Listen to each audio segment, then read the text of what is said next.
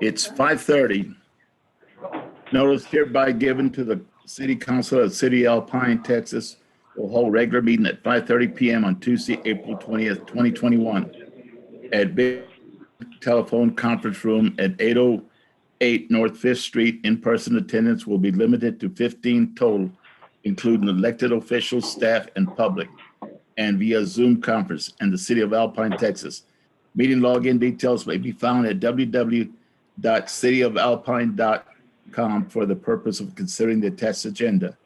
The notice pursuant to Texas Open Meeting Act, Section 551.043, Texas Government Code.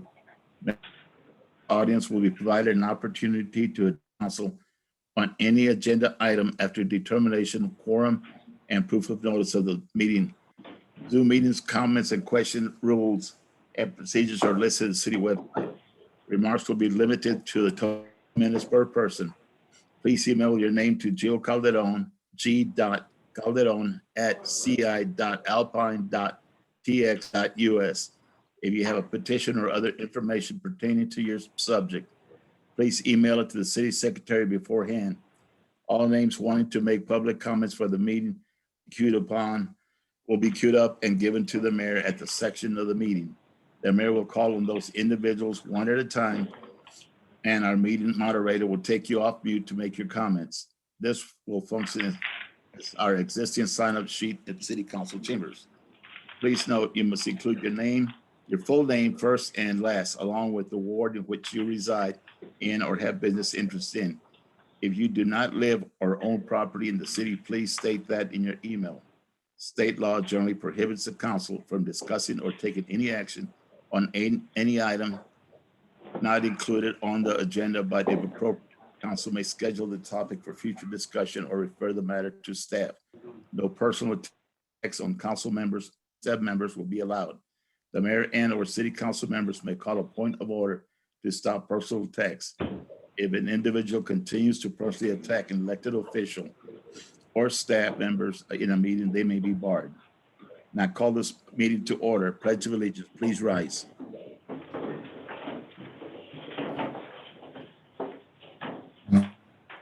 I pledge allegiance to the flag of the United States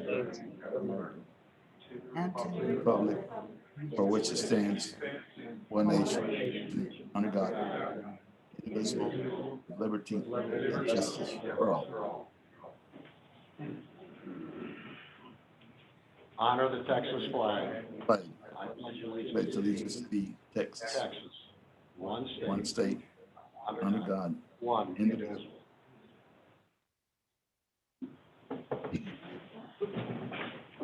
City Secretary, do we have a quorum? Mayor, you do have a quorum, and the notice was posted at 2 p.m. on April 16, 2021. Okay, thank you. Is everybody present?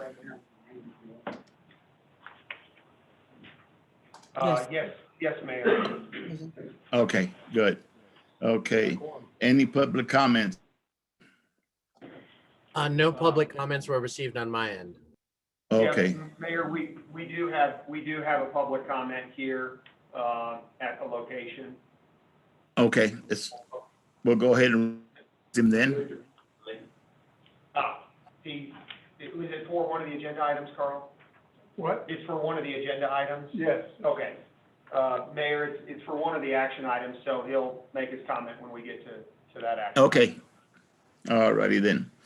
I don't have a report and city attorney report.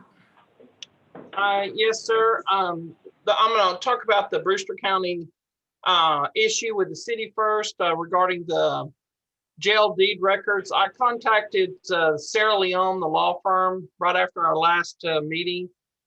They finally got back with me April 15th. They sent me a deed, which looks like the original deed on the property of the jail. They also requested some, if there was anything else. It appeared to me that they might not have received our new survey. And so I got with the city manager who got me that survey, and I sent that to them with a little note to let them know. And I'm just waiting on their response. But she indicated that they're currently working with the county on the draft agreement. Will provide that with your office. So we're still waiting on them, but I did get them that survey and they should have all the information they need to continue to get that. So hopefully by our next meeting, we'll have some type of draft out on this issue. Okay. Okay, well, thank you. Good job. And on the coin operated, there were some questions last time. One of the questions was who can determine how many machines these coin operated owners can have, and that's going to be the comptroller's decision. They have a license fee. It's $200 if there's under 50, $400 if there's 51 to 200, $500 if there's 200 plus. So they regulate the number of machines that any particular operator can have. So what we have to fall back on for ourselves is just the fire code about how many people will be in the business, that sort of thing. So I think the number 4 on that ordinance we talked about later is going to be adequate. And I think your American Legion should still be an exempt portion. Mayor, you don't have to file a registration certificate, do you? No, because it's been years ago and they're tax exempt. They're 501 entity. Okay. And y'all don't have cash payouts, is that correct? What's that? No. Okay. As long as there's no cash payouts, you fall under the exempt requirement of this code completely. So my understanding is what y'all are doing over there, as long as you're not doing cash payouts, that should be legal. And you don't even have to register them with the state at this point because of your exempt status. Right. And that's been years ago when they got that exempt status. So yeah, and I think that answers everybody's question on the coin operated ordinance. I believe it's in compliance with everything, and I believe it's ready to go tonight when we get to it. okay, good, great, great. Any questions for me on any one of these by anybody? Yeah, so Sandy, go ahead, Mayor. Hey, Rick, how's it going? Good. I do have a question, so go ahead, Mayor.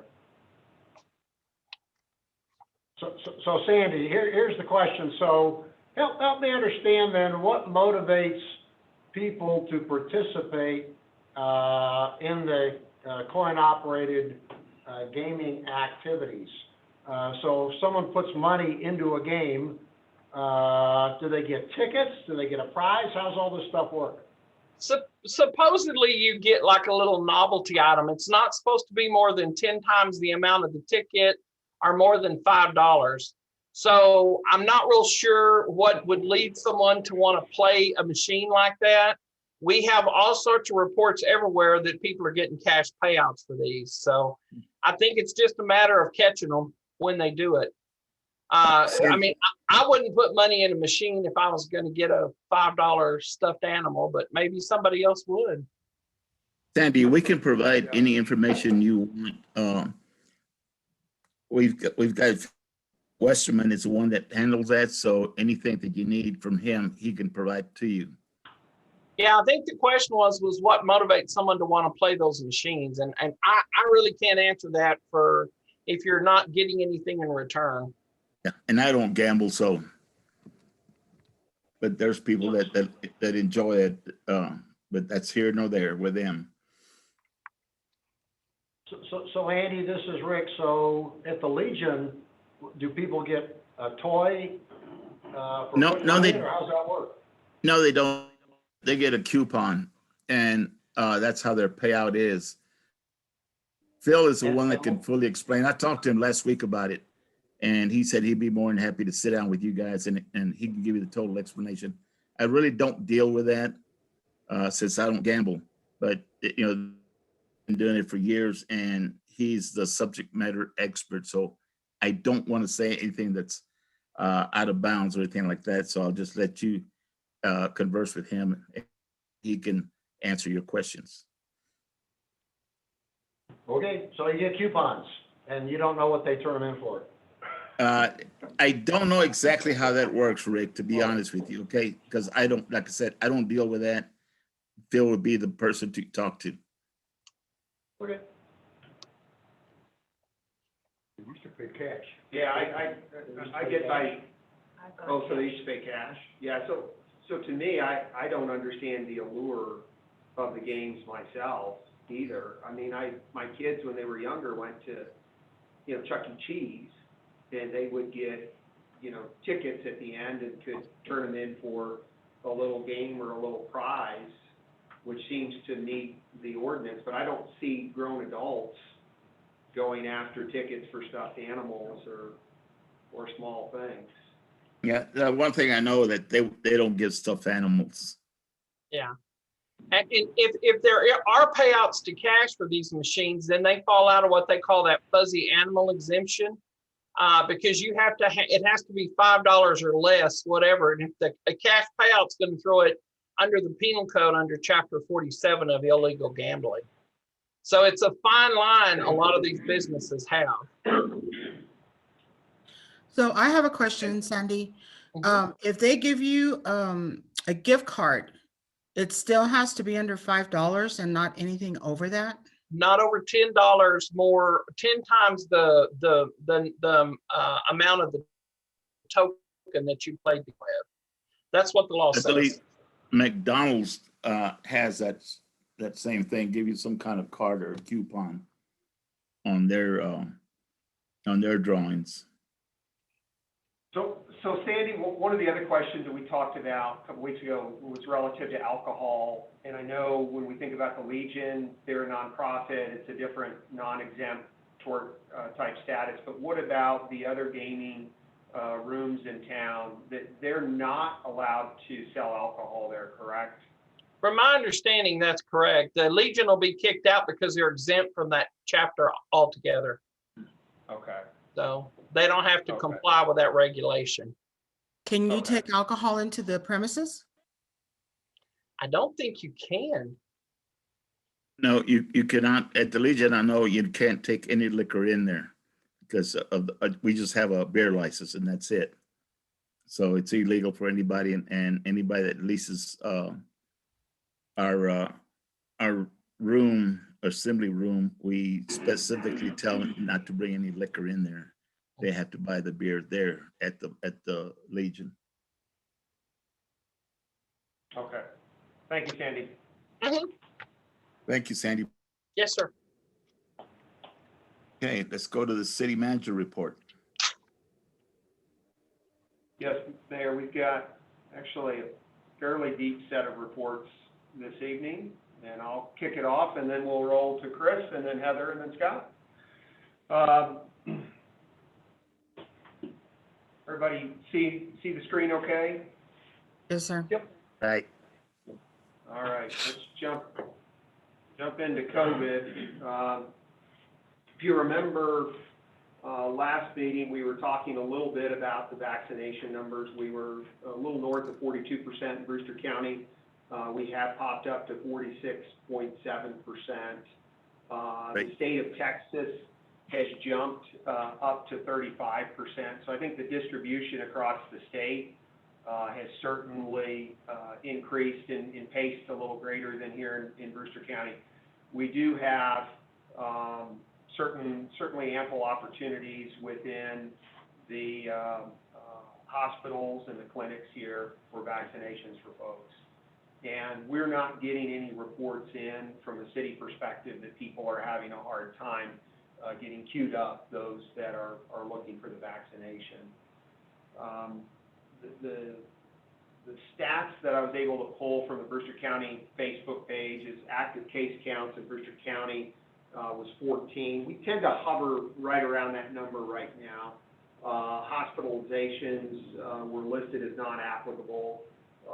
My sense is that's probably hovering around 1. As we see the vaccinations go up, more and more people who've had COVID, there's less and less active case counts. The county has stopped the CVT meetings for the time being. I think that's, people are in a pretty good rhythm, and as pieces have opened in the state, we're also able to get from Stephanie Elmore any additional supplies that we need. I know Chief reached out and got rapid tests again this past week. So we're continuing to monitor and we'll re-engage in that as necessary. The city staff cases that we had late March, along with some of the immediate family members, that certainly has stabilized. Our team members are back to work. We continue temperature checks, I mean, much the same as this evening, and working back with our employees, monitoring not just their team, our team members, but their family members as well. So we're certainly working towards that. Any questions on COVID, vaccinations, things of that? Okay. Next topic I wanted to jump into was dark skies. I'm going to spend a little bit more time on this evening.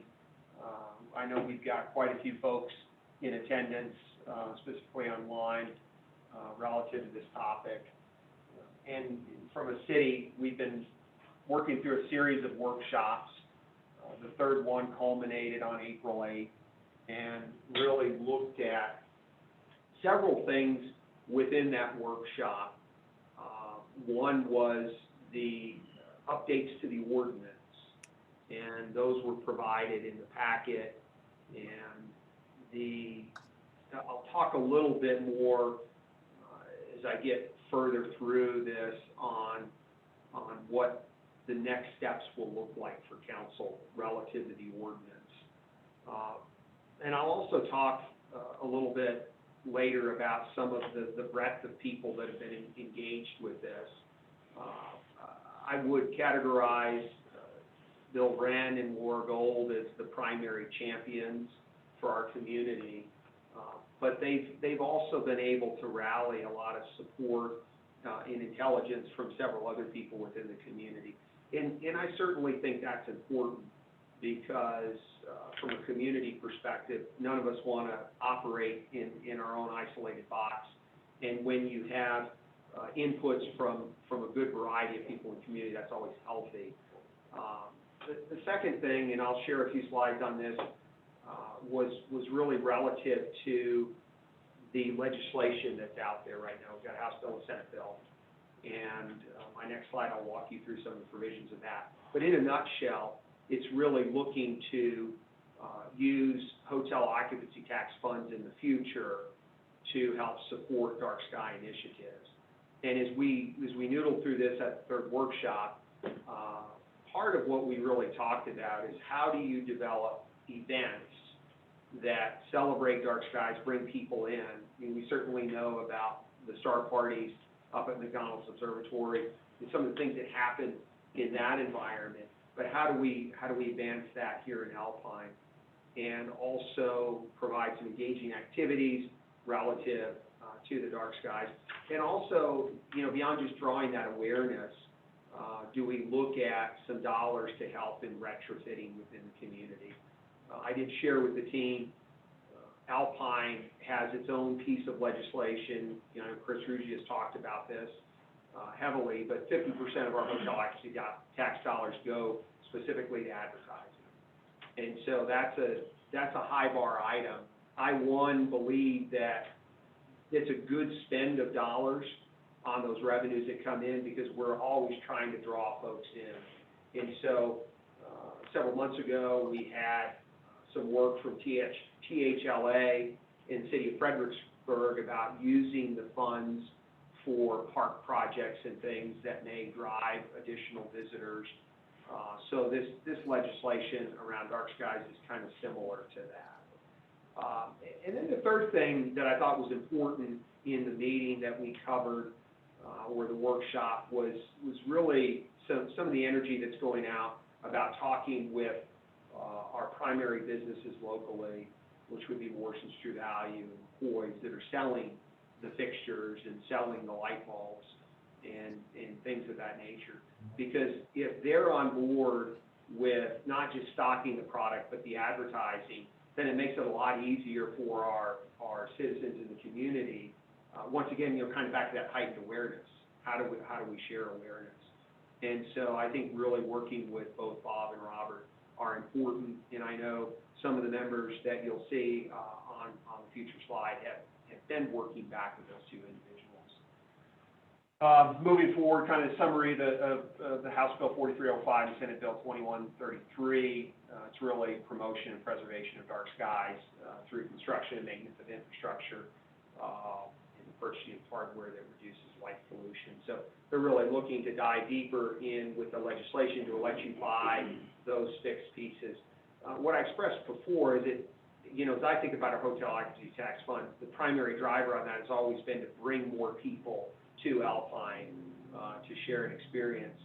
And so there's certainly event awareness that we can do there. But if we think about this, certainly long term, there could be some enhancements that help the area out. You know, good faith estimates based on reasonable documentation of annual amounts, et cetera, et cetera. The other bullet point here, the 25% hot revenue, you know, my perspective on that is 15%, you know, not more than 15%. Because when you get up to 25%, you start escalating above what we even do from historical preservation, which I think is a huge driver for tourism out here. You know, people think of the Wild West, they think of cowboy poetry gathering, they think of the Last Frontier. We're only funding that at 15%. So anyway, there are the key components of those two bills there. Moving forward, one of the other slides that we looked at was the impact of the national parks in the economy. One of the beautiful things in Alpine is not just that we're 85 miles north of Big Bend National Park, but we're also in very close proximity to Guadalupe National Park, as well as McDonald's Observatory, Davis Mountain State Park. And so when we think about not just the national parks, but the local parks, we're in a really neat cross-section within Texas and within the U.S. And there's a predominance of dark skies in this area, which is an allure, because as people get to the night and when it gets dark, things tend to settle down.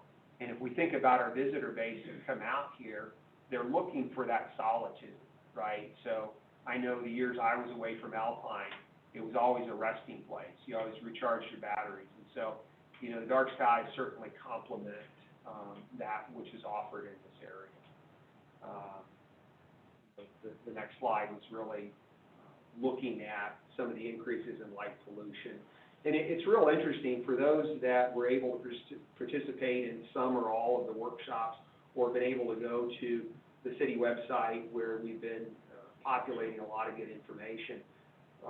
What's real interesting is just that local awareness and things that we can do to help shield light and get it pointed down to the ground instead of illuminating up into the sky, which then impacts our dark sky experience. And of course, right here, you know, just some visuals. Hotel Olympia in Fort Davis, what they did in the top right corner, from that brightness to a much softer, more illuminated experience. And I think we can all relate to the fact that when you go out and you're walking around at night, you hate that glare in your eye. And it is many times very blinding, whether you're out driving or you're out walking. And so a part of dark sky initiatives help mitigate, minimize that glare too. Certainly populated some of the major folks in the area that are participating and helping out. And then this was a really neat list, and I think as you look through the names, many of you know most of these folks on the list.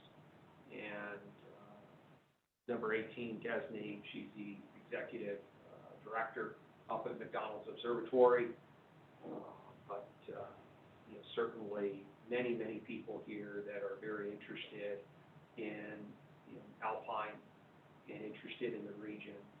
And so I always think that's a good benefit to us when we have good community involvement and engagement. And you know, certainly some of the examples that are going to be important to show when we think of this concept of how do you demonstrate within a place like Morrison's or a place like McCoy's is, you know, what's acceptable, what's not acceptable, but then also Bill Wren had shared with us something that he had picked up from Lowe's in some of the signage that they have there. We have the talented Chris Rugia, who supports us in many ways, and he's always very good at helping us pull something that is branded Alpine in our area. So he and I have talked a little bit about, you know, as we expand forward, not just putting the onus on the retail stores, but us facilitating, helping pull together the graphics that look good there as well. You know, moving forward, really, what are our next steps? And I did include the Kelvin temperature chart on this slide as well.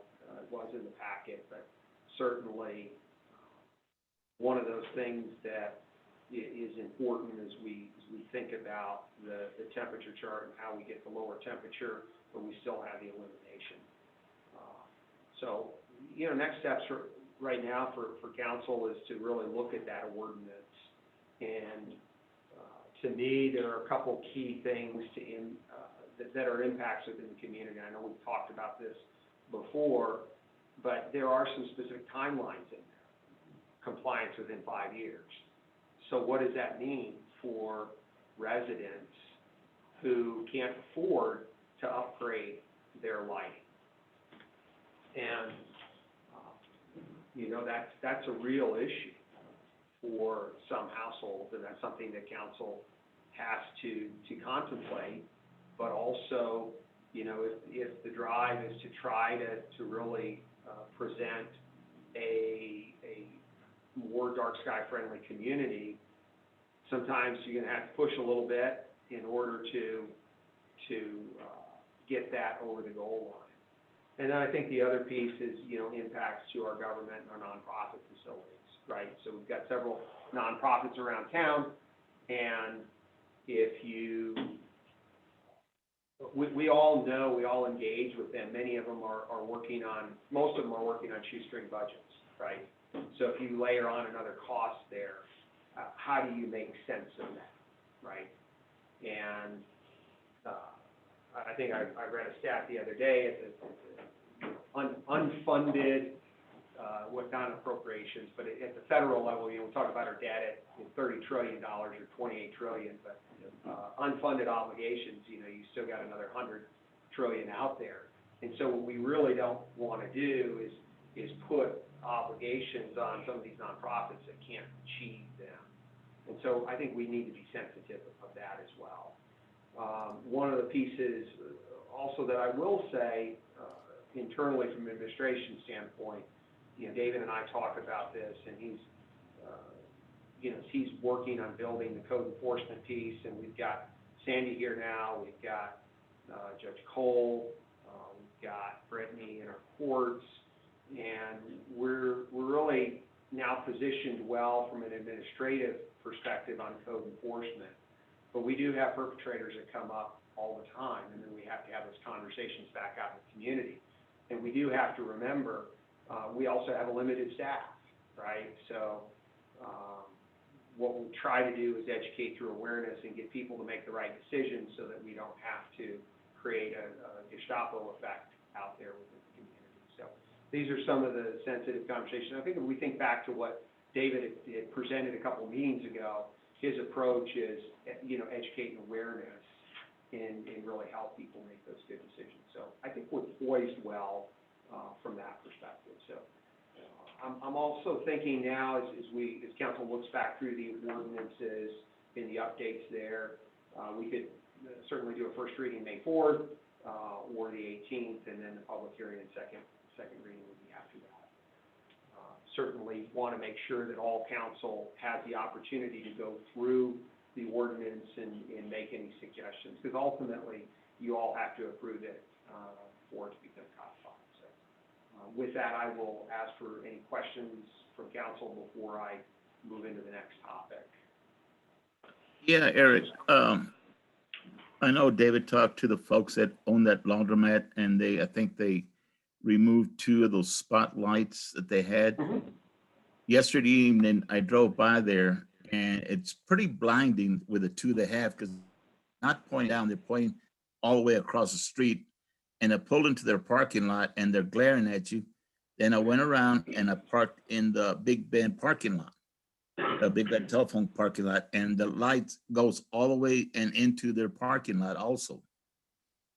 So, and I'm just seeing here, you know, I'm getting old also, and, you know, wear glasses and whatnot. That light is very bothersome when you're driving through there. I went by there last year and then yesterday trip just to go and check them out. And they're still pretty evasive. You know, I think they need to either tone them down or face them straight down or change their lighting. I know he's trying to drum up his business, but to me, it's creating a nuisance and a safety issue for drivers going through there. Yeah, one of the things that I would share as you drive through or walk through town in the evening, I mean, we've got several businesses across town that have light trespass. And so that then becomes part of the administrative piece of this, is going back and working with all of those commercial entities on the light trespass. And so it's a process, you know. We were able to get him to remove 2 of the 4, and we'll certainly have our team look at that. I mean, Little Caesars was another one that we've had some light trespass issues with, and we've been working with them. You know, some of the filling stations around town certainly have light trespass issues. Filling stations pretty easy. If they don't sit them underneath their awnings, if they sit any bit around the outside, they're going to have light trespass. I think Stripes, you know, significant.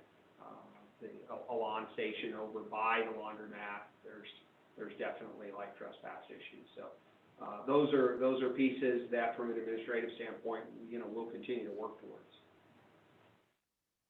Great. Just from Thank you, my sir. perspective, because Laura, you know, I got engaged with this in the first session they had. My sense is the key issues that council needs to consider are 3. 1, new construction. I think it's relatively straightforward to think about how new construction can be worked, because it's very easy to incorporate the recommendations of the Dark Skies Committee. You know, outside Kelvin temperatures 2,700, light trespassing, those are all new fixtures. So that's an easy one to work. I think the ones that get more difficult are retrofit for commercial businesses, or not-for-profits, and for private residents.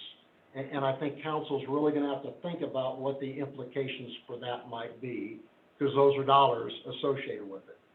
The third element that ties into it is, I just checking the status of Senate Bill 2133, which is in committee, and House Bill 4305 is left pending committee. What that tells me, unless there's action on the part of the legislature, neither one of those will come out in time to get voted on. I think council is going to have to consider whether or not those get funded, or whether they pass or not. If they do, then there's an opportunity for funding, which will help the second issue. But I think that's going to be a big element to play about how you do retrofits. And because everyone I've talked to on this is exactly the right thing to go do. But when it comes to, hey, I got to go pay $1,000 to get an electrician out to change out light fixtures, that's where people are saying, I can't afford that in my business. So I think those are going to be the big issues. Do the bills get passed, and will hot funding be allowed? And the second is, what's the retrofit time frame? Because we certainly don't want to hurt businesses in the process. At the same time, you want to motivate people to eventually, if they're replacing fixtures, get there. So those are my thoughts. Aaron, may I? Normally, yeah, go ahead, because you're giving your report. Yeah, too. Yeah. The one thing I would add, Rick, to your accounting is the Dark Sky Reserve program that's proposed by Bill Wren. That's another wrinkle to consider, because one thing that I'm not super clear on, but we maybe want to be, is what are the requirements the minimum requirements of the ordinance to qualify so that we can make that reserve happen. And that's something that I'm not sure where, exactly what those rules are, but I would recommend that we get that, in front of you guys as you're making those considerations. That'd be great. Yep. Perfect. Thank you, Chris. All right, council, good. Move to the old schoolhouse. Talked to Megan this afternoon. We're really pushing hard on trying to get this work done by the end of May so we can get in there. Betty showed a little bit of the work that we did internally. I think the lion's share of the rest of the work, we're gonna be using local contractors for to get into the facility. Eddie and our public works team's gotta get on the streets and the work that we have lined out there. You know, for those of you who remember walking in the facility, as you walk in, and the dining room is on the left, that long-term will be more of a open kind of community conference room. On the right will be where our primary utility building will be, and then in the back will be our finance team. So we'll have a public restroom in there and a nice open gallery area. And then something, you know, Megan and I talked a little bit about, and I've thought about too, is how do we, we'll call it mitigate that storage building in the back.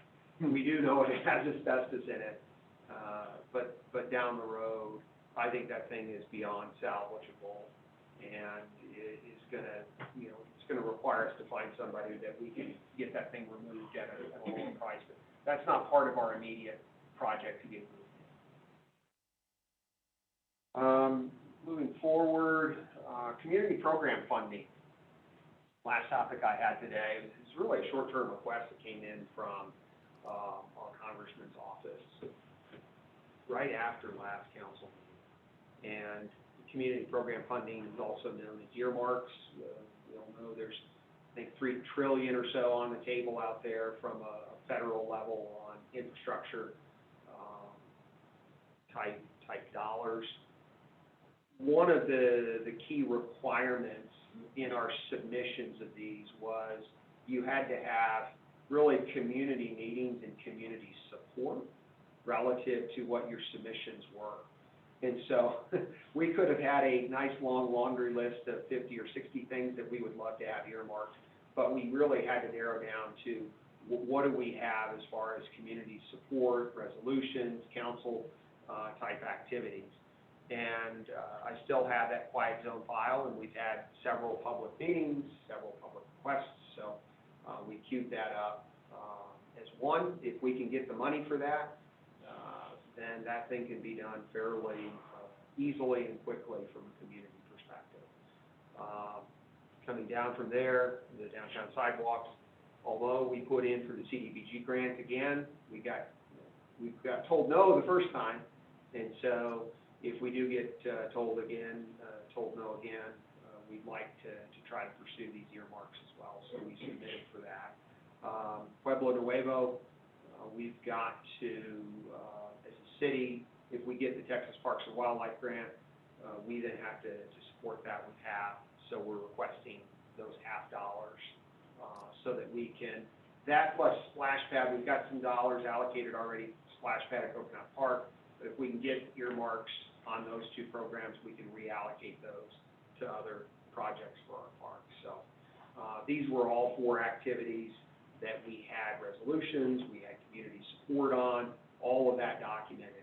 And give a lot of credit to Keela through support with Marcy. It was a very short window of time, but we got that in by the cutoff.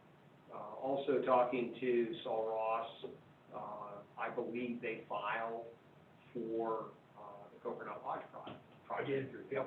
So that, I know I submitted them a letter of support for that, but, you know, I think that's good. We also did meet earlier today, Adelina and Shelley Bernstein had set it up with a couple of foundations that are looking at providing support for the city through that project as well. And but anyway, just wanted to get council up to date on those particular requests. They were very short duration, but I'm hopeful that, at least if one of them can get there. If you add up the 4 requests, Eric, how much does that add up to? We got $500,000 on quiet zone, 278, 200, and another 200, so 4, 6, 7, 8, 1.2, just shy of 1.2. Okay, super. Yeah, because I know Sul Ross went for $1 million on the Coconut Lodge project. Right. Yeah, so, We just asked for it all. no fooling. Why not? If it's Christmas, you Taxpayer dollars, yeah.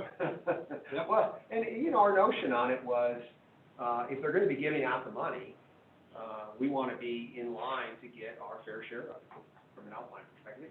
Quiet zone continues to come up, and it's always that $500,000 question, right? Well, where's the money gonna come from? So, I think people would be ecstatic if that one came through. Good, Eric, all right. Eric, if I may, please, sir. Just wanted to update council. Technical difficulties have kicked Betty out of the meeting. Gio tried to log in from City Hall and is being unsuccessful. Okay, thank you, Cynthia. All right, Chris is up. A good spot? Where should I be? Wherever you see those 2 little microphones, either up in the ceiling. You can stand right there, that's perfect. Okay, One little one right that there, works and for me. another right over there. Okay, thank you. So, council, hello. It's been a little while and a long time since I've been able to see you all in person. For the purposes of the public, I'll present very briefly on a couple of top-level items. There's a complete report of all of my tourism development promotion activities that's in the council packet. So if anybody's interested in reading the whole thing, that's where to go and look on the city's website. So we could move on to the first slide. I wanted to give you guys an overview of the COVID recovery in terms of Alpine's hotels. And so we're looking here, at first glance, every number that you see here is negative. So this looks like all bad news, but if you track the trend quarter to quarter, what you'll see is that we're looking amazingly well. Second quarter, compared to 2019, 2020 was down 52.5% in total revenue, and for our fourth quarter, we're down 0.8% in comparison to 2019. So, and this only goes through the end of December because there's a lag in the reporting, but verbal reports that I've heard for March were very, very good from all the hotels that I spoke to. So this is great for Alpine. We've heard there's a lot of places that are not bouncing back nearly as quickly. Next slide here. I also wanted to report to you all on a recent feature film production that happened in Alpine. It generated 951 room nights between the 1st and the 20th of February, and they spent on hotels only, they spent almost $130,000 in Alpine. That doesn't count the food, the equipment, the part-time employees that they brought on locally. So that was financially a really nice boost for Alpine. And one thing I want to highlight for you all is one of the things that brought them to Alpine and encouraged them to stay longer was the film lodging rebate program that Eric and John Green and I discussed about a year ago, give or take, and that was presented to the Hotel Occupancy Tax Committee, who then you guys are approving the final question on that funding. But so for a hotel tax expenditure of $7,500, that was an incentive that then brought in the ROI there is very attractive. So we have some, I've also had a really good experience with the producer of this film and had some conversations with her, sort of confirming this is the approach that we're taking towards film production. Tell us what works for you. Are the places that we're reaching out to people, do those make sense? And she gave us really good feedback and some good suggestions. So that's all good news in my book. Next slide. A brand new promotional informational project that Eric and Heather and I are working on with KVLF in partnership with them. We're going to start producing a bi-weekly short podcast about tourism in Alpine, about upcoming events, things to do in Alpine and in the area. And that's gonna start, we're recording the first one on Thursday, and we should have it up on the internet and a broadcast, so I don't know what the time is. We'll broadcast it locally as well, though it's primarily intended to go outside of the area online.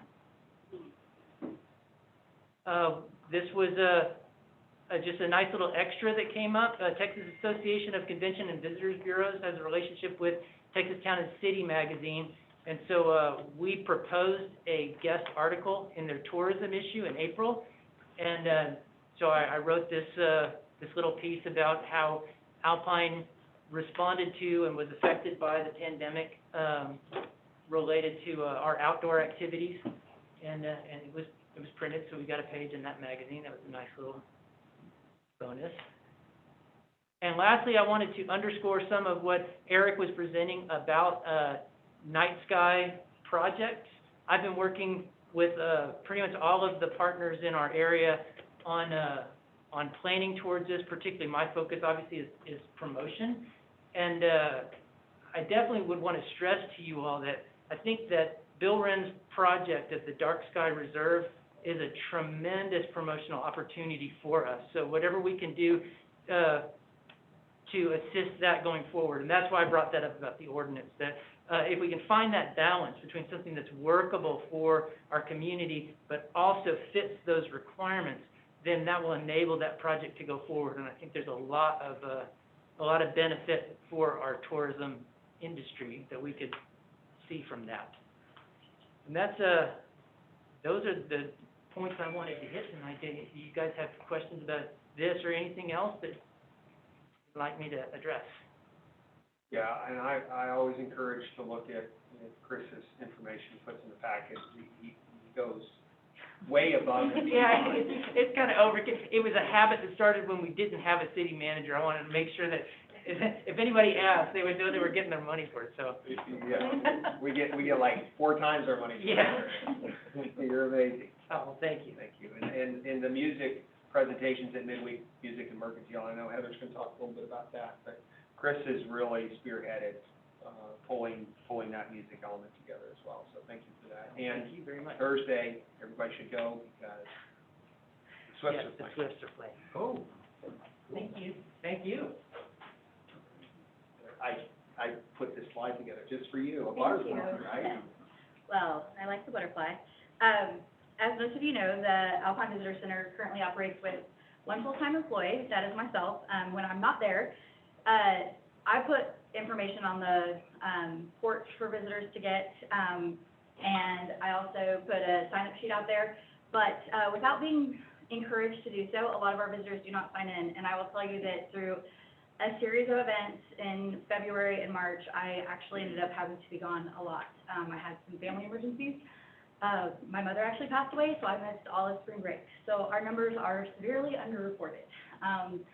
So I can tell you that for February with the deep freeze, my kid had strep throat, so 58 looks like a really poor number, but I know we did have contact with more people than that. Same thing for March. Like I said, I ended up being gone for the 2 weeks, the height of spring break. We were able to continue the midweek market because of Chris and Gio were able to come over and open up the visitor center so that we could still have that event and continue on with that. So we don't have real active numbers, and actually I came on last March and there was no numbers reported by my predecessor for March or for February or March of last year. So we have no comparison there either. So hopefully, moving forward next year, we'll have a better comparison. As far as information requests go, I get requests for postcards from various avenues. Chris and I both get them from different publications where people can ask for us for more information. So we send them a postcard inviting them to visit our website. I sent out in this quarter 448 postcards. That's an increase of 100 over last quarter. So it's on trend with us seeing more visitors coming here, more people are requesting information. After they request that information, they can then request specific information through our website, and I've sent out 35 individualized packets to people last quarter. People also call the visitor center and ask for that information. And then some people are specifically looking just for relocation packets. So that's something that I do as well with a lot of apartment information and real estate guides and stuff from Sierra Leone and stuff that goes in that packet. So that's all the information that I sent out to people looking to learn more about Alpine. As we talked about, the midweek mercantile and music has resumed. It started Thursday, March 4th. After talking with the vendors this year who participated in the fall, we decided that Thursday would be a better day to host the event rather than Wednesday. It has allowed us to capitalize on the travelers who are getting into town on Thursday night for their extended weekend, and that's really worked out well. It also is beneficial when it came to booking entertainment. I know we had someone who came from out of town. I think it's probably the next slide. It was, even more than that, but, you can flip through these, sorry. This is just some of the entertainment that we've had, but we were able to have, an entertainer come from out of town that then, Old Gringo was able to host the next night because he was here for ours in there, so that worked out really good. I know they had a huge crowd for him as well, so, that's been, great for everybody. The vendors are, they've had a lot of business, this spring, so it's building. And one thing that we've noticed, biggest change from spring to fall is that we do have more people coming out just to enjoy the live music. The weather's been perfect. There are really, lots of people on the lawn space. It's allowed them to socially distance and still enjoy, Alpine's music, atmosphere that we have. You know, we are a music-friendly city, and this is another way that, we're providing music to guests, and locals. And I need to thank, David Kowal. He is a great fan who comes out every week, and these are his pictures. He takes really nice pictures, and he let me use them all. So I thank him for that. Well, you know, the other thing that I would share too, Heather, is that I think you do a wonderful job at making people feel welcome. And that speaks to it. The word gets around. And so hats off to you for creating that environment, both in the music space and with the vendors. So thank you for that. Thanks. Yeah, as you can see, I mean, it's dogs, it's kids, everybody out there having a good time. And it's just been really good to see all the people, because we hadn't seen a lot of that in the fall. And Chris has done music circles. I know Chris has been out to some, Maria's been at one, Rick has come out to the midweek. So it's really been nice to see everybody come out and see kind of what we're doing. So thank you guys for participating with that. I think all four in attendance here. I've seen all four of you there at some point. Maria was there, Tony was playing in the circle, and I've seen Martine there. So we're, you know, everybody, we appreciate it. It's a good place to get dinner. Yes, we do have good food there too. And we do have some stuff coming up in the future at the Midweek Mercantile. We've got Earth Day, actually falls on this Thursday, the 22nd. So we are going to incorporate the city events with our Midweek Mercantile. We teamed up with Adelina from Environmental Services. We're going to have activities for kids, and we're going to have some additional organizations there that setting up more informational, educational tables, not necessarily selling stuff. They're free to sell stuff too or take donations. I know the Parks Group is going to be out there, and they're going to help us run some of the kids' activities. We're going to do bird feeders for kids to make the pine cone bird feeders and have a mural for kids to paint on. But the bird feeders also tie into the Lights Out Texas initiative that's going on right now to help birds that are migrating back north this time of year. So it'll all tie in together, and that's what we have kind of up in the future. Also look forward to the renovation starting at the visitor center, hopefully very soon on that. So, anybody have any questions, comments? Comments, you guys are doing a great job. Chris? Both of you, you're a great team. Thank you. Thank you, Heather. All right, Mr. Perry. Where shall I begin? I figured you'd like that snow picture. Yeah, that's a nice picture. It was not the funnest conditions to work in, but beautiful to look at. I just kind of hit on a few things, in case you've seen guys running around all over town, lights on and water running down the streets pretty routinely. We've had tons of leaks since the snow came, and all the precipitation has caused the ground to shift nicely now that it's dried out, and so a lot of the antiquated pipe that the city has in some of the older parts of town are showing their age, and so it's keeping us pretty busy. We've had 16 main breaks on the books in the last 27 days, so, and some of those, as you can see, we're entertaining. It's fun when you're out in the hall to watch people go through that, but it's not fun when you're in there doing it, so.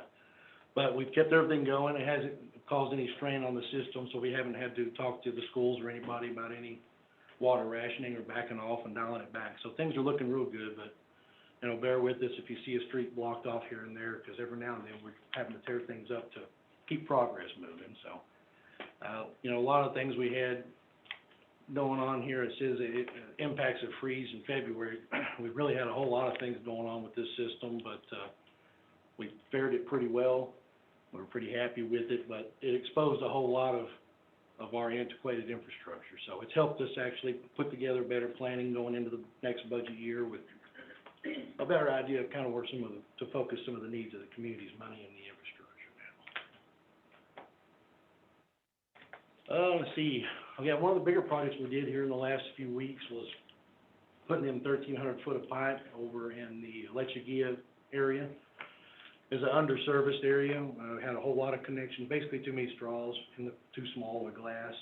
We upsized the pipe to accommodate quite a few more structures. There is an RV park at the end of that road that has, if they're full, up to 30 spots full. So we wanted to make sure the line was appropriate size to get volume, pressure, the whole 9 yards delivered in that area. And actually, it'll go online Thursday of this week. We'll pull the samples on it tomorrow. So we're glad that's going in. Historically, the city's contracted those kind of jobs out, but, you know, this is what we do for a living. So we're giving it a go and trying to do as much of it in-house as we can. They've been doing a great job on that, so. Other things they've been working on, water and sewer taps. I didn't get the tally before I came in, but, gosh, we've done more than 20 new water and sewer connections in the last probably 60 days, which doesn't sound like a lot, but in Alpine, Texas, that's quite a bit of progress on the infrastructure. So they've really had to keep moving on that to stay ahead, but we're keeping up with the demand right now. I think we're backlogged on 3 right now, so crews are actually able to keep up with it as of right now. We also had a pretty big sewer line replacement on John W. It was a historically bad spot on the city main we've had trouble with for years. It's another endeavor the crews took on themselves, took care of it. And I think you actually got a happy email from We did. One of the residents sent in, and we've got the work ticket into, Eddie King's got his work ticket to go do the final patch on that road out there. So it's kind of where Antelope Drive meets up with John W. Yep, right over there. People who live in that area are real happy with it because evidently they've been suffering with it for a long time. So we like it when people wave at us with all fingers. You know, other than that, something we want to focus on we've gotten a review mirror now as from previous compliance inspections. We still had a few things to chip away at. We had some outstanding reporting issues from 2019 that have been resolved, but these are going to be the final, what they call well, what's the technical term for it? Proposed agreement. Apologize, the word was escaping me. Basically what it is they specify and line out everything that they found during the inspections and send a synopsis to us, and they say, hey, we proposed, well, this is what the fine amount could be for this is what we propose, and then we kind of go back and forth. Everything that they've sent to the city was more than fair. We didn't get cited for anything that the city didn't need to take care of. So basically it was a lot of old reporting, getting things lined out in that from 2017 to 2019 area. We got it lined out. We'll be sending those off this month. The only one of consequence really is the wastewater plant. The city's had, it's a recurrent violation they've had out there for B licensure. We're still under that enforcement, but we're not in violation until we continue to keep being in violation, which we're working towards rectifying that right now. Myself and one of the other staff at the wastewater treatment plant are testing for that license. But until it happens, we're still going to be dealing with TCEQ every month, every year until we get it done. So what they have allowed us to do in the past, I know that for the same infraction being part of it, was around $30 some odd thousand a few years ago. The same infraction, they were pretty nice to the city this time, and I think they agreed to around a $10,000 range is where the infraction's gonna be, but they're allowing us to actually put that back into the infrastructure towards rectifying the issues as opposed to signing a check and sending it to the state. So I've actually sent that proposal to TCEQ, so it's just pending, approval right now, so. So when we think about that Coconut Lodge project and the flow of water Yeah. going out there, that would, that one would qualify. And every bit of that qualifies under the wastewater.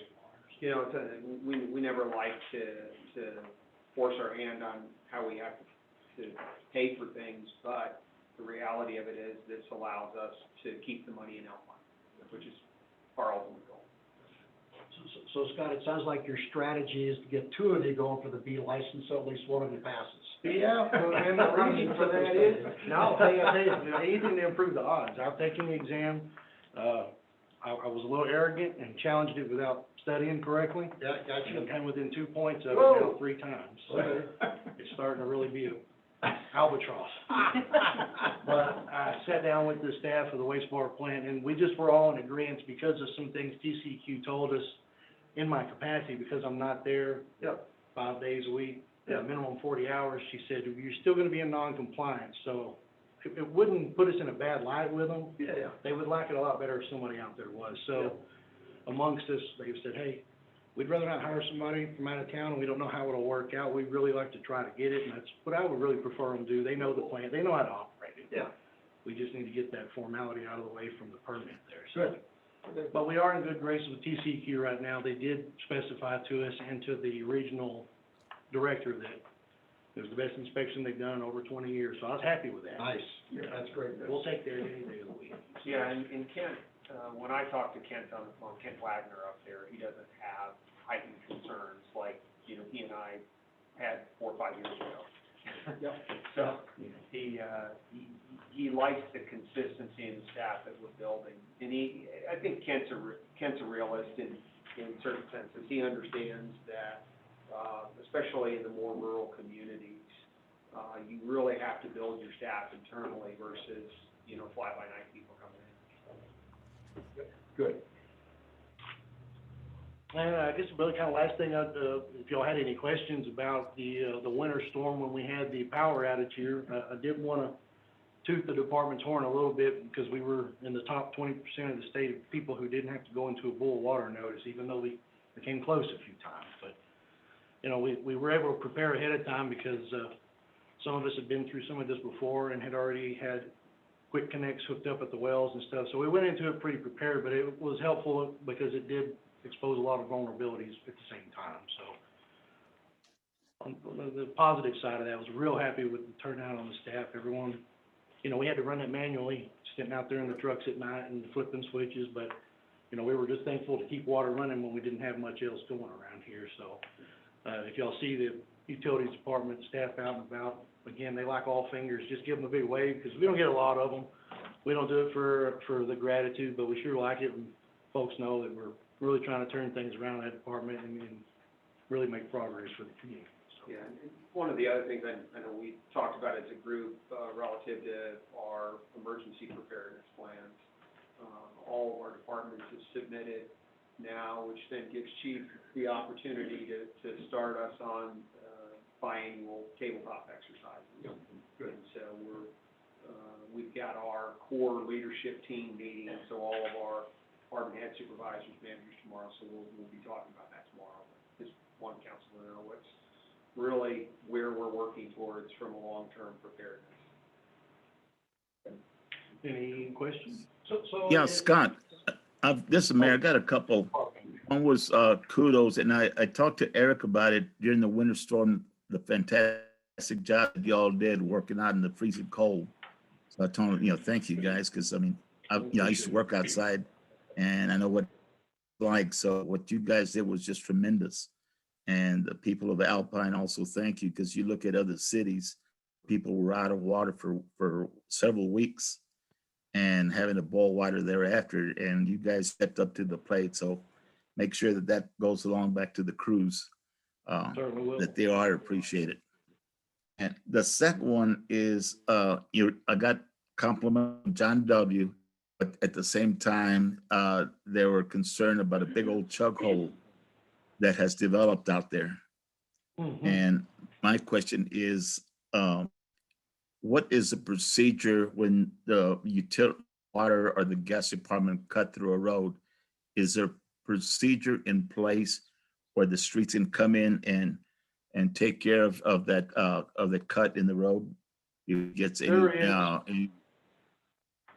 There is, and there's just been kind of, COVID was weird to all departments in a bunch of funny ways, but what it has allowed us to do is even just real recently, the city manager, myself, and Eddie and chief of police got together here not too long ago, and that topic came up. It was one of the things we wanted to make sure we stayed on top of, because sometimes the right hand doesn't always know what the left hand's doing, because both hands are pretty busy.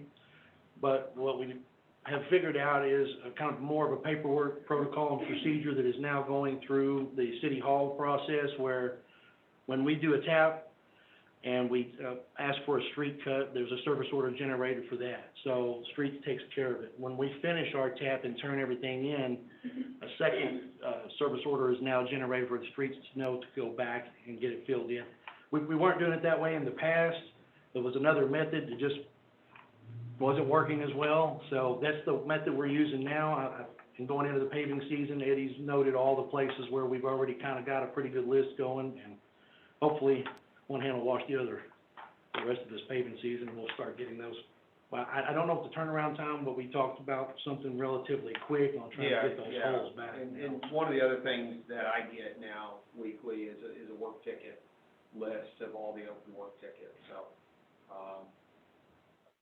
I love to walk. I average 8 miles a day on Alpine Street, and so I'm always taking notes and sending them in, so we'll, but yeah, we've got a good process in place now, I think. There's spreadsheets that exist now between departments that didn't before. We're doing kind of the same thing, but there's just more data and more communication involved. It's just gonna streamline the process, where there really wasn't there before. Rick? Very good, sir. Thank you. Yes, so Scott, one of the things, and, you know, noted in your, you don't need to back up, but slide-wise, you talked about a lot more of the underground fixes, whether it's water or sewer lines. We know this is coming. For the budget for next year, I presume between you and Eric, we'll spend some time looking at saying, where are hot spots? Oh, yeah. You know, because in my view, we need to have a water program like we have the DIMP program for the gas department. We've got 9 presentation or lines presented for replacement queued up. Excellent, good. You're having. More than you are gonna wanna hear about. That was excellent. No, it's good to hear. Okay, thanks. Good. Any other questions? Nope, great job. And thank you, council, for patience this evening. I know we went a little bit longer, but the rest of the agenda is fairly quick, so, really good work from our staff, so thank you. Appreciate it. Absolutely. Great reports. Okay, let's go on to public hearings. And public hearings to obtain citizen views and comments on ordinance 2021-0401 and ordinance amending chapter 22, business article 3, peddlers to the Alpine Code of Ordinances. City manager, I think I took over some of your report. This is the first public hearing. Do we have anybody here? I don't think we have anybody queued up for this one. Okay, so we're good on the first public hearing. Would you like me to read the second one out, Mayor? Yes, sir, please. Sure. Okay, our second public hearing is to obtain citizen views and comments on ordinance 2021-04-03, an ordinance amending the hotel occupancy tax budget. No one here. Gio, anybody? No, I didn't receive any comments on any of the ordinances. Okay. So our third public hearing is a public hearing to obtain citizen views and comments on ordinance 2021-04-04, an ordinance amending chapter 98, utilities, to the city Alpine Code of Ordinances. Any public comments? None. All right, Mayor, we're clear on the public hearings. Clear that. Okay, let's move on to the consent agenda. minutes, financial reports, department written reports, board appointments, etc. Notice to the public. The following items are routine administrative nature. The council has been furnished with background and support material on each item, and/or it has been discussed at a previous meeting. All items will be acted upon by one vote without being discussed separately unless requested by a council member, in which event the item or items will immediately be withdrawn for consideration in its normal sequence after the items not requiring separate discussion have been acted upon. The remaining items will be adopted by one vote. City Manager. Yes, Mayor, we have 3 items on the consent agenda this evening. The first one is the approval of the minutes of City Council meeting of April 6, 2021. The second is the approval of Abby Ward Branch for Planning Zoning Commission in the Ward 4 position. And the third is the approval of Estela Vega for the Parks and Recreation Advisory Board in the Ward 4 position. So, Mr. Mayor, I move we approve the consent agenda as written. Is there a second? I'll second. Okay, motion is made and second. Any discussion? Seeing none, let's vote on it. All those in favor, raise your right hand. Opposed, like sign. Motion carries. Thank y'all. And we have no information or discussion items. Go on to action items to be accompanied by a brief statement of facts, including where facts are coming from, if funds are coming from, if applicable. Action items limited to 10 per meeting. After being called upon by the mayor or mayor pro tem, citizens are required to state their name and the ward in which they reside. Priority will be given to citizens of Alpine and those who own business or property in the city. Individuals who do not live in or own business or property in the city limits of Alpine will be allowed to speak if there is time available. City Manager. Yes, Mayor. The first item is to discuss, consider, and take appropriate action on the second and final reading of ordinance 2021-04-01, an ordinance amending chapter 22, business article, Roman numeral 3, peddlers to the Alpine Code of Ordinances. So, Mr. Mayor, I move we approve the second and final reading of ordinance 2021-04-01, an ordinance amending chapter 22, peddlers for the Alpine Code of Ordinances. Is second. I'll second. Okay, Ms. Curry seconded. Any discussion? Seeing none, all those in favor, raise your right hand. Okay, opposed, like sign. Motion carries. City Manager. All right, Mayor, item number 2 is to discuss, consider, and take appropriate action on the second and final reading of ordinance 2021-04-03, a budget amendment for the hotel occupancy tax budget. So, Okay. Mr. Mayor, I propose we approve the second and final reading of ordinance 2021-04-3, a budget amendment for the hot budget. Is there a second? Second. Okay, Ms. Curry seconds that. Any discussion? Mayor, that was Councilor Rodriguez seconded. Oh, Councilman Rodriguez, I thought it was Curry. Okay, I'm sorry. All right, seeing none, all those in favor, raise your right hand. Opposed, like sign. Motion carries. City Manager, no, Councilman Stevens. Yes, sir, Mr. Mayor, I propose that the city council approve the second and final reading of ordinance 2021-04-04, an ordinance amending chapter 98, utilities to the Alpine Code of Ordinances that we discussed at the last meeting and worked our way through in several meetings before. Okay, is there a second? I'll second. Okay, motion been made in second. Any discussion on it? Seeing none, all those in favor, raise your right hand. Opposed, like sign. Motion carries. Okay. City Manager. Mayor, item number 4 is to discuss, consider, and take appropriate action on the first reading of ordinance 2021-04-06, an ordinance amending chapter 90, article 4, coin-operated establishments to the Alpine Code of Ordinances. Okay, So, Mr. Mayor, I propose we approve the first reading of the ordinance 2021-04-06, the ordinance amending Chapter 90, Article 4, the coin-operated establishments, the Alpine Code of Ordinances. Okay, is there a second? I'll second. Okay, motion's made in second. Any discussion? Okay, seeing none, all those in favor, raise your right hand. Opposed? Like sign, motion carries. Thank you all. City manager.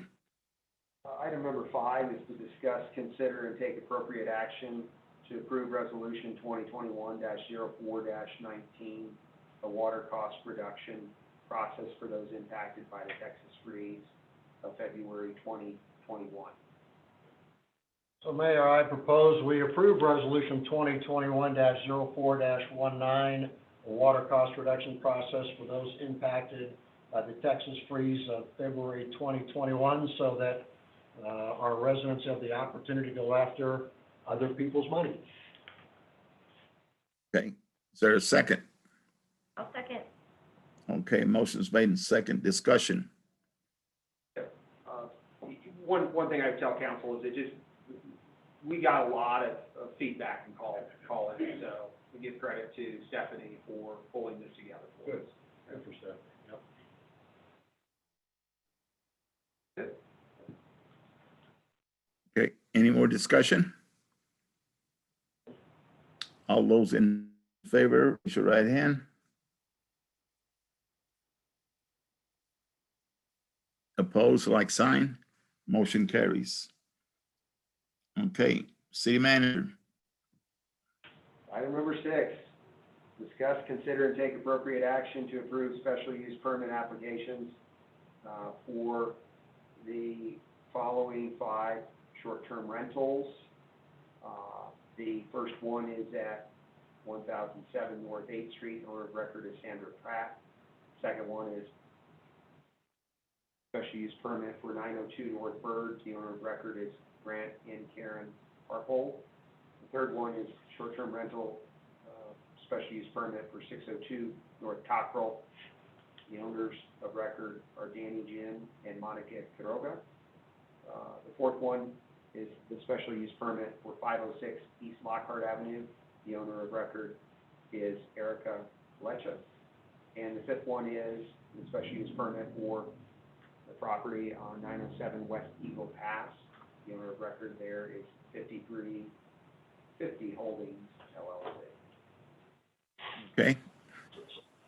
Yes, So, sir. Mr. Mayor, in order to get the ball rolling, because I know there's going to be lots of discussion of this topic, and there may be some amendments, I propose approving the special use permit applications as listed. Okay, is there a second? I'll second. Okay, motion's made in second. Discussion. Yes. Yes, sir. Lots of discussion, I think.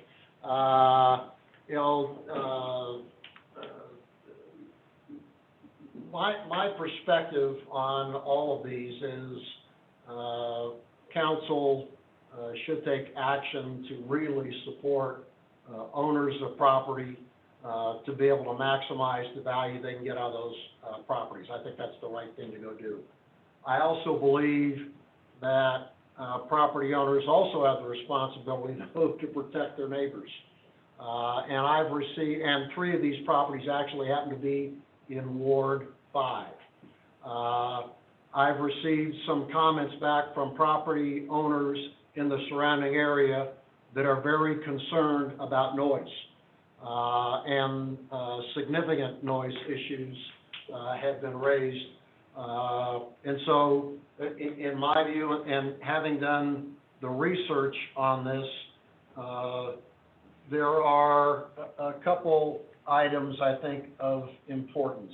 One, the city does not have an ordinance in place that protects adjacent property owners from noise. That's the first item I have comment.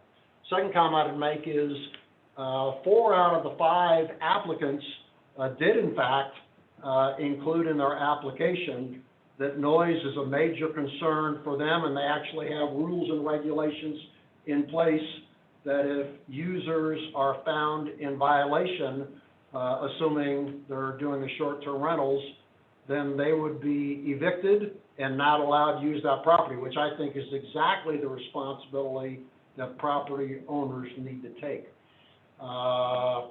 There is, separate from that, there is one property that in theory, and has been brought to me, could potentially be considered not complying with the R1 requirements, because an R1 requirement is single-family dwelling, and the one property on North Cockrell has potential for having more than one family there, and would not be in compliance of our zoning of it being in an R1 property. So I think we got to sort through those issues, but I kind of want to get that on the table to get the ball rolling so we can have discussion about how to work our way through these. So those are my comments to kind of get the ball rolling, and I think Carl's got a comment, looks like he's wanting to make. Okay, Carl? Sorry about the printing on here. My computer did not cooperate with me very well.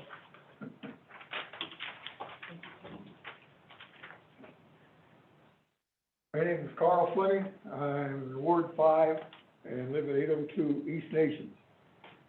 In response to the public hearing regarding a possible conditional use permit to run a small business, room rentals, at 602 North Cockrell, Alpine, Texas, I respectfully request that this permit be refused.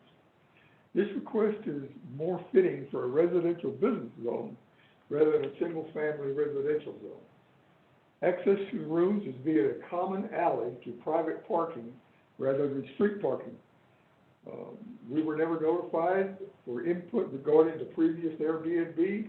Early use included many motorcycles which dropped off after the motorcycle hostel was completed at the downtown site. We have no knowledge of the customers using the alley, but often find dumpsters full, as well as cigarette butts near the dumpster, as apparently customers are not allowed to smoke in the room. On one occasion, there were 5 or 6 very loud cars utilizing the parking area over the weekend, which made their coming and going very apparent. I think these were all Shelby Mustangs. On another occasion, a truck tried to back a trailer up the alley, which had our car on the north side of the alley on our property, and a gas meter on the south side of the Alpine. He finally gave up. He never did make it. Had he been smart, he would have driven around the block and driven down the alley rather than trying to back up. The gas meter has been run into before in late 2008. After a truck episode, we requested the gas company to protect or move the meter. Nothing has been done. They came out and looked at it, and that's the last we heard. It is disconcerting to have a mini motel across the alley. Only this past weekend, there were 5 or 6 motorcycles, along with a truck and trailer, using the alley. They were relatively quiet, but apparently the hostel was full, and they had no other place to go. Thank you. Thank you, Carl. Any more discussion? Mayor Gio notified me that he thought Judy Freeman, who's online, might want to make a comment. Hello, Judy. You're muted. Judy on? There's Judy, yeah. Still muted, Judy. Okay, Gio can. I requested she unmute. Okay, thank you. We'd like to make a comment.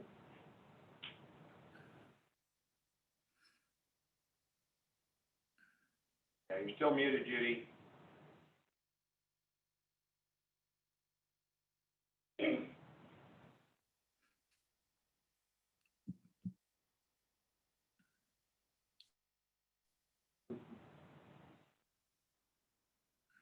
Can't hear you, Judy. Look on the corner of your screen. You should have the the microphone with a little bar going across it. Hit that.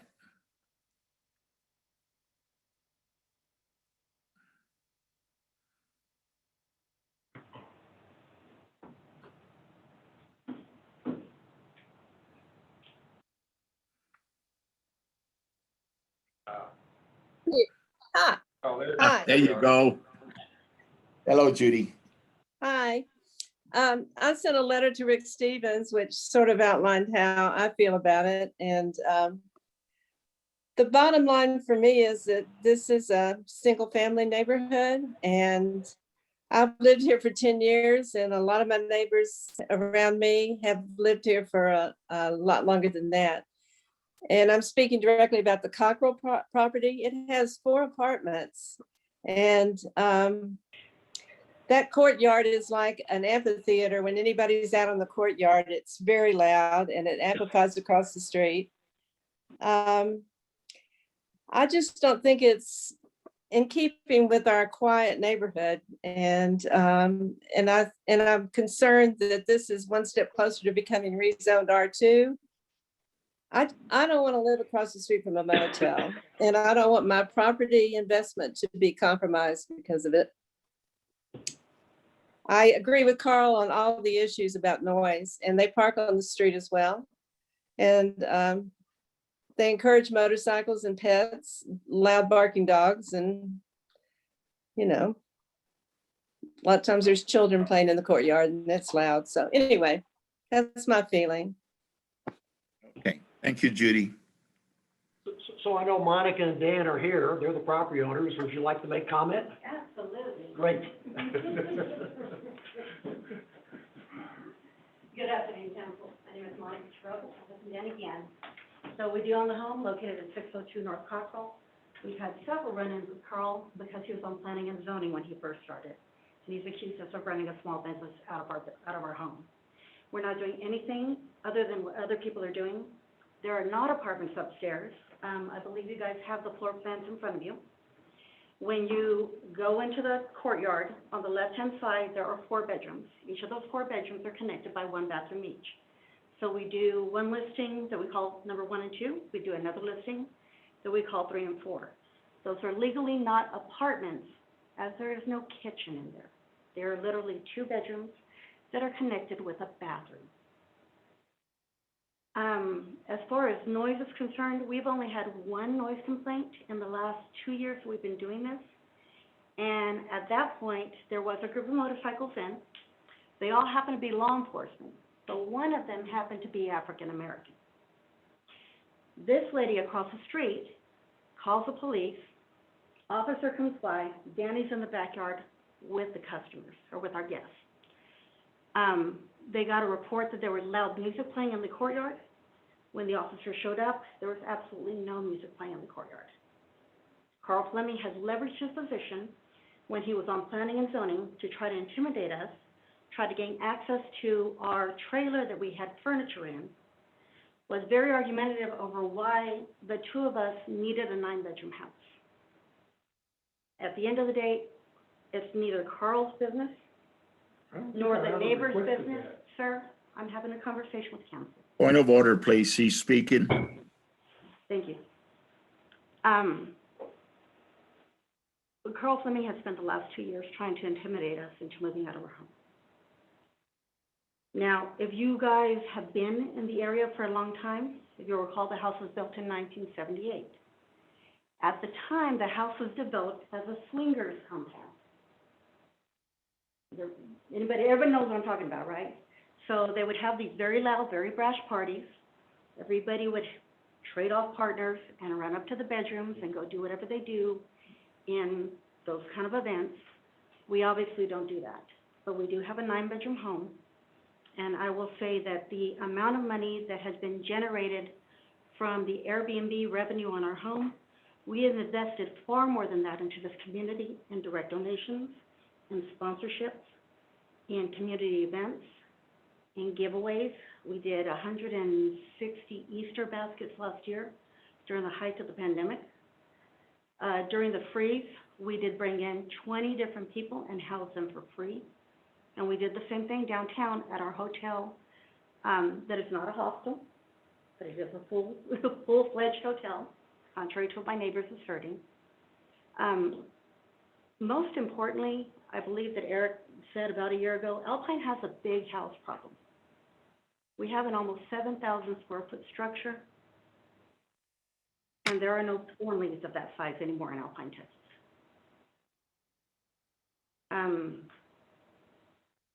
Your parents' house out on the market for what, years, right? Every house that is over 4,000 square feet in Alpine, Texas, sits on the house forever. It decays, it deteriorates, and nobody is taking care of it. We bought this home, we're making constant upgrades. We are the only residential that had twice the amount of parking for the amount of vehicles that could possibly stay at the Airbnb. We did not put on the octane vest, and there is obviously no way to ask every guest, hey, what are you driving? But the octane vest took every Airbnb in town, not just ours. So yes, there were Shelby Mustangs. Yes, that's a one-year event, an event that happens once a year, but that is not something that we have control over. There are motorcycles back there all the time, because we own 3 motorcycles. There is there was a 4-wheeler back there, we just moved to another property. Whether I have full-time renters in there, or we do short-term rentals, and we've paid our hotel motel tax, we've complied with everything the city has asked us to comply with, we've already had our inspection and we've passed it, and there have been no calls other than the one call on the African-American police officer who was sitting in our backyard. Do you guys have any questions for us about the property? But it is absolutely a residential property. So it's an R1 property, Yes, sir. okay, and R1 is defined in the code as single family. Mm-hmm. And operating it with multifamily doesn't meet that requirement for R1. It doesn't in any house that is used on Airbnb in the entire city. So if you deny our application based on that, that would set precedent for you to have to deny every Airbnb application in every residential in the city. No, because many Airbnbs, people don't live there, and so they rent them out for Airbnb, so they're still single family. There's a lot of them that they rent out single bedrooms. I understand that, I'm just trying to look in terms of. Yeah. So, How about noise requirements? So Monica, every other applicant that's come in, they said they've got some very strict noise requirements, and if people don't comply, and there's tools out there, that are available, Minute is one of them that tracks noise in an area. It's MINUT, is a very simple tool that many Airbnb, owners are using to make sure their residents comply, and that way they can go back and say, hey, neighbors, we meet the requirement, and they track that. yeah, we actually address that ahead of time in our listing, and it says, we're in a residential neighborhood. After 10 o'clock, there's no noise. And we further mitigate that because we are on property, and because, my daughter is there, and we can go outside immediately and address it. I don't have to wait for a machine to ding me and email me to contact a tenant on Airbnb.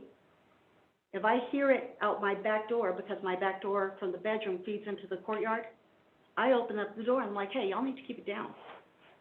But literally, I think we've got 70 reviews on Airbnb, so we've probably had 100 people through there.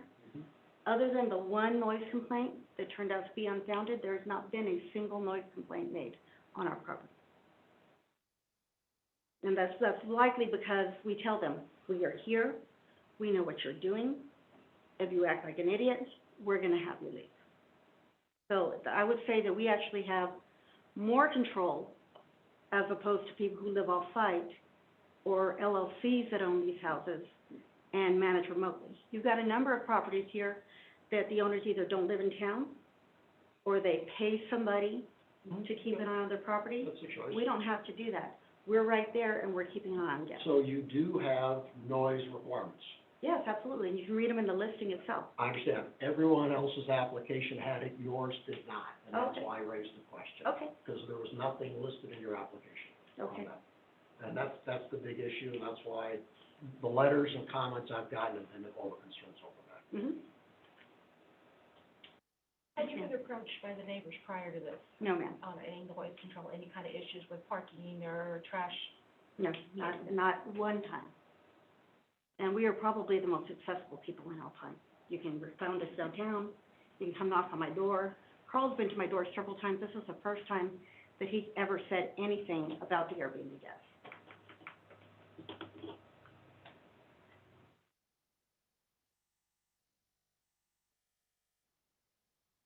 Any more questions for Now, Monica? We did have a complaint about a dog that was barking that we had fostered for the city of Alpine, for the shelter. We had taken it in, we had stepped outside, but that was actually a dog we were fostering on behalf of you. That was a long time ago, but I know for a fact there's been more than one call on noise. And I know another neighbor who's picked up beer cans on the curb and thrown them back into your yard on several occasions. And Not one time found a beer can in my yard. somebody does, neighbors don't want to call the cops on their neighbors all the time. Doesn't mean that we haven't been disturbed by the noise and the cars and whatever, so. Ma'am, I've got 9 bedrooms. If I don't do Airbnb, I'm gonna have 9 full-time tenants, and they're gonna be in and out of that driveway far more often. You're gonna have 4 what? We'll have roommates, and we'll I have don't- more cars there. I don't think you can Therein legally lies the do that. challenge. It's an R1, you can't. I can't You have roommates. can't. It's an R1. See, that's the difference. So as soon as you go into a motel or apartment complex, that's an R3, Mhm. or it's a commercial. That's an R1 single-family dwelling. So I understand the history behind it, Monica. I'm just trying to look and say, what's reasonable, in terms of the size of that property, and what all goes on. And you can't have a bunch of families in there, at least according to the Whatever, code. period. I never asked to speak. Sorry? I don't know. Yeah, so therein lies the dilemma. My view is relatively straightforward. Giving property owners the flexibility, to me, is an important element, okay? Also managing the neighbors is an important element, and Absolutely. so there's, my inclination is almost to figure out, how do we go work this outside of this meeting and come back with a solution that works? Because we've got residents on one side that says it's an issue, understand where you're coming from. My inclination would be to hold off on this one. Let's get us together, come up with a solution that makes sense, so everyone's comfortable, and then go forward. Because I think that's what you all want, Absolutely. and I think that's what your neighbors want. I mean, this is the first time that I've heard from whoever this young lady is here, and the first time I've heard from Carl. And like I said, there's been one noise complaint in 2 years. Yeah. So, I'm sorry, sir, I'm having a conversation Okay. with the council. It has been tremendously difficult, living next to somebody who uses his position at the time as a place of oppression, as a place of official oppression. Carl has actually stepped into a trailer on my property. We did not own the property in 2008. We did not almost hit the gas meter, or I don't know if anybody hit the gas meter. I can't be held responsible for things that happened 15 years ago, 20 years ago. I understand. What I can do is, I can do the best that we can, which is what everybody else is doing Airbnb in town. Hancock House down the road has Airbnbs. They're residential. They're a few blocks from us. There's another Airbnb complex 3 blocks to the west of us. These are all single-family homes that are being used. The only difference is that we're actually on site to monitor it. Well, the point that is bubbling up out of this, not knowing all the history about where houses got built, what the sizes are, the implications. Oh, yeah, it's a huge house. No question, it's a huge house. It's an R1, and that's part of the challenge.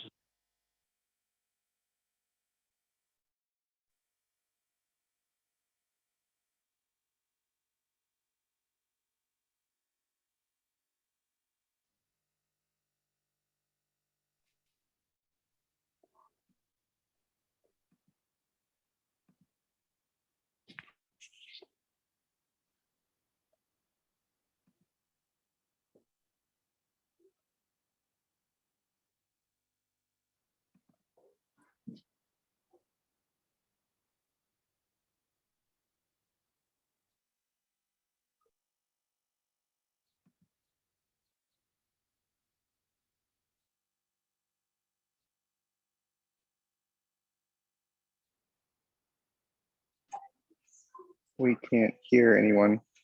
Yeah, we lost audio.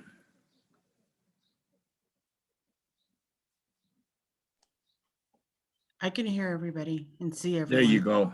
It just came back on.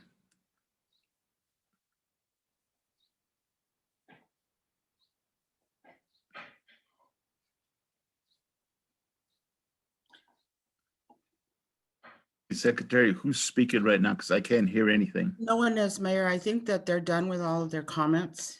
Okay, So I think we can move forward with that. okay. Do we have any more comments on this? I haven't heard anything, Mayor. Okay, you haven't heard anything? No, sir. Okay, since there's no other discussion, we're gonna go ahead and vote on it. Okay?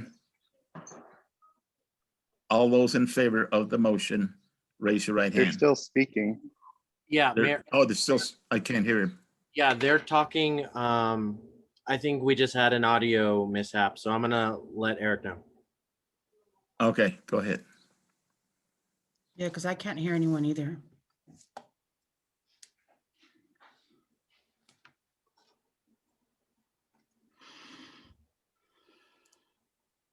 Deal.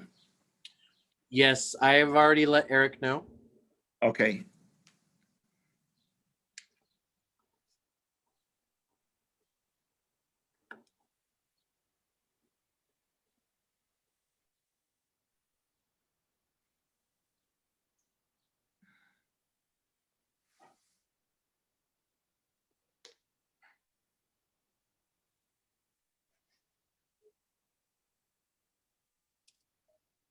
So he's aware. Okay. So I'm sure he's working on it right now to get us back up and running. All right, thanks.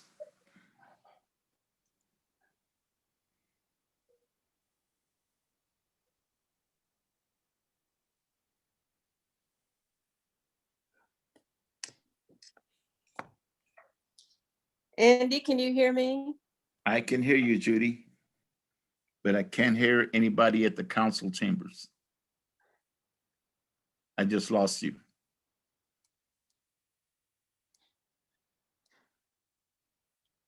And say, hey, I need a place that 6 people can sleep. We're pulling IDs, we're pulling credit cards. Those people are all thoroughly vetted. They've lost. Can you hear us now? Yes. Yes, sir. Yes. Okay, sorry. It dropped.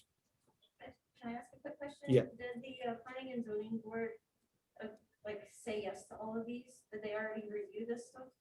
The individual applications, no, they come Okay. to council, Okay, so that'll be the same with the next 19 that are coming up? right? Because aren't they supposed to go through those first before we get them? I'm not asking to rezone.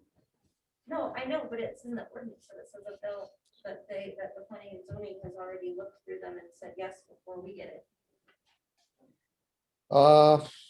From a procedural perspective, I mean, it just elongates it. My sense is what P and Z can do to help council is come up with what's the game plan.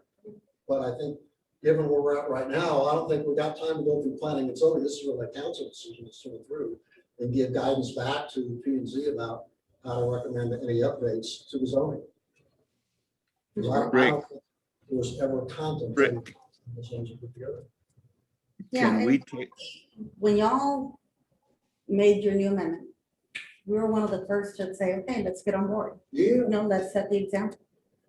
You know, we've already been through the inspection with the city. The city says we're in compliance. Yep.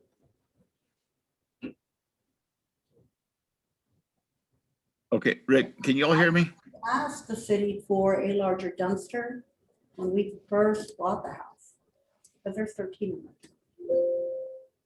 But then we have family and all too. Did you get the bigger dumpster? No.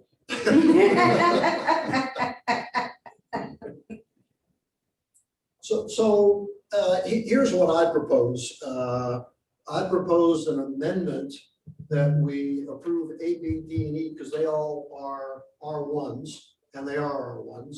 We hold off on C, but we immediately start action. And I'm happy to help participate, facilitate the discussion about how we go forward and work with Monica, you and Danny, and then Carl and Judy and others in the neighborhoods, just to say, we're gonna work this and what makes sense. Absolutely. So I propose that amendment. There needs to be a second, yes. I'll second. Okay. Paul, you have a comment? Rick, y'all are in and out. I'm losing your audio. Okay, so Mayor, I propose an amendment that we approve A, B, D, and E and not C at this time, but that we go immediately start a discussion that includes Monica and Dan and surrounding neighbors to come up with a proposal relative to this that could be used as an approach going forward for the city. And that was seconded by Maria. And you think we can have something by next meeting? We'll give it a shot, whether we get there or not, we got work to do. Yeah, we're gonna have to, because there's gonna be multiple applicants on the next one that are gonna fall into the same categorization. Yep, and that'd be in time for the May 4th meeting. Yeah, and I gotta go back and look at the first three that were approved previous meeting to see whether they had multi-tenants on an R1 or R2. Good. Okay. Carl's raising his hand, Mayor. I still have one more comment in there. Unless the ordinance can change, all those little casitas that occur in a lot of these areas that have a one-room house or mother-in-law's house, theoretically, I think it's listed in the ordinance still, that it is illegal to rent those out. They basically can be used, but they can't be rented. And that you could have a student living in there and helps out around the house. But, you know, that, I don't think that has ever been enforced as far as I know, but it's still in the books, I think. You might check that on. I'm gonna call for the question. And you had an amendment, Rick, correct? Yes. Yes. Yes, Mayor, there is an amendment. Okay, was there a second? Maria Yes. seconded it.